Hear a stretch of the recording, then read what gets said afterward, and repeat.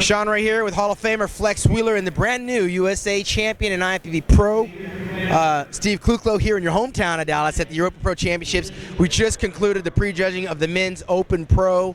It looked like this is a competition where solidly, I think, we can all conclude that I think it's Ed Nunn and Tony Freeman fighting it out for 1 and 2. Yeah, definitely. I think it's definitely a clear choice with Ed Nunn. I actually had Sean Roden and Tony Freeman fighting it out for second. It's kind of a difference in balance of physiques and shapes up there, but I think we can also all conclude that those are going to be the top three. And if so, then I'd like to congratulate Sean Roden on his first possible Olympia debut. Nice early prediction for Sean Roden. This contest is over 2 days, so we find out tomorrow, which Saturday is judged 50%.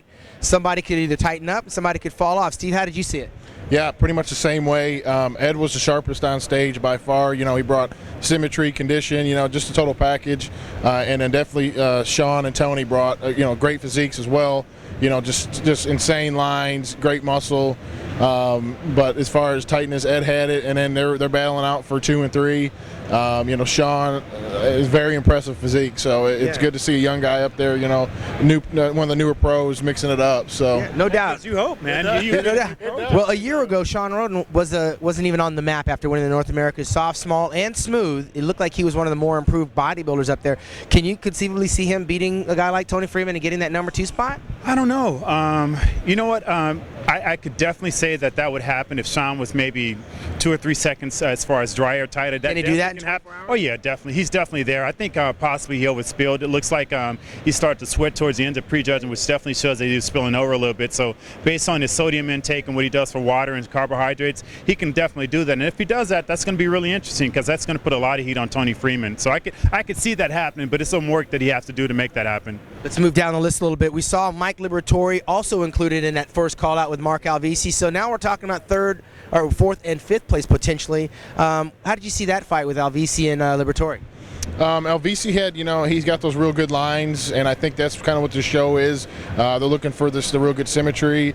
As far as conditioning, I think Liberatore was a little bit harder than Alvisi, and from there it's going to be pretty much a judge call on what they want. But conditioning, I'd have to go with Liberatore. Lines, I'd go with Alvisi. How about you, Flex? How'd you see that? I see that definitely the same thing. I mean, Liberatore definitely has him on muscularity and conditioning and everything like that. I also think that he had him on line. So Mark Alvisi, I think as far as his muscularity, he would have to bring that up to be a little bit more competitive with those guys. I'm not sure what his muscularity was compared to last year to this year, but I definitely could see that he was kind of out-muscled by someone like Liberatore, and then obviously the upper top 3 guys. Yeah, well, he didn't make that last call out. Liberatore was standing on the sidelines, and they brought Mark Alvisi in. But again, this contest is judged over 2 days. We just finished the prejudging. Tomorrow, it'll be judged all over again, and any number of guys can either move up or fall by the wayside, tightening up or softening up.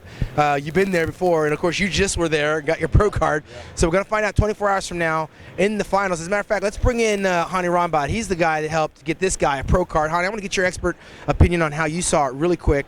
We're coming down to the pipe. Who was your number 1 in the prejudging? Well, I think if you go by conditioning, you got to go with Ed. If you go with size, you're going to go with Tony. I think Tony's obviously a monster. He's big. I think Ed's got him from behind with conditioning. So it's just a matter of what the judges want. If they want to go with more conditioning, I think we got Ed. I think if you want to go with more size, you go with Tony. But how do you see the 3rd spot? Because that's where the last qualifier for the Olympia will get. And right now we're talking about Sean Roden possibly being there, but there's Alvisi and there's Liberatore. Yeah, I think off of the last call out, you also, Mark's got a real pretty shape, so he's got, that's fighting chance. He did really well here last year, and those judges really like his shape.